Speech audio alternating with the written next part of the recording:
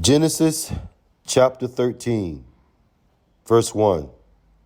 And Abram went up out of Egypt, he and his wife and all that he had, and Lot with him into the south. Verse 2.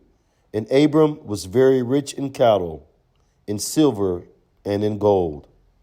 Verse 3. And he went on his journeys from the south even to Bethel, unto the place where his tent had been at the beginning, between Bethel and Hai.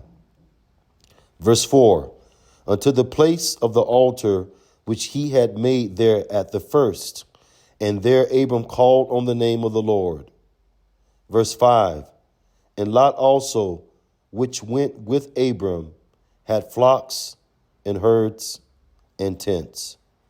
Verse 6. And the land was not able to bear them, that they might dwell together, for their substance was great, so that they could not dwell together. Verse 7. And there was a strife between the herdsmen of Abram's cattle and the herdsmen of Lot's cattle, and the Canaanite and the Perizzite dwelt then in the land. Verse 8. And Abram said unto Lot, Let there be no strife, I pray thee, between me and thee, and between my herdsmen and thy herdsmen, for we are brethren. Verse 9. Is not the whole land before thee? Separate thyself, I pray thee, from me. If thou wilt take the left hand, then I will go to the right. Or if thou depart to the right hand, then I will go to the left. Verse 10. And Lot lifted up his eyes, and beheld all the plain of Jordan, that it was well watered everywhere, before the Lord destroyed Sodom and Gomorrah, even as the garden of the Lord, like the land of Egypt, as thou comest unto Zoar. Verse 11. Then Lot chose him all the plain of Jordan, and Lot journeyed east, and they separated themselves, the one from the other. Verse 12.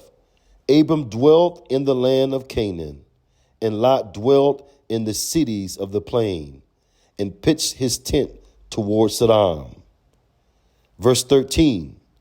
But the men of Sodom were wicked and sinners before the Lord exceedingly.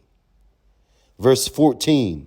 And the Lord said unto Abram, after that Lot was separated from him, Lift up now thine eyes, and look from the place where thou art northward, and southward, and eastward, and westward.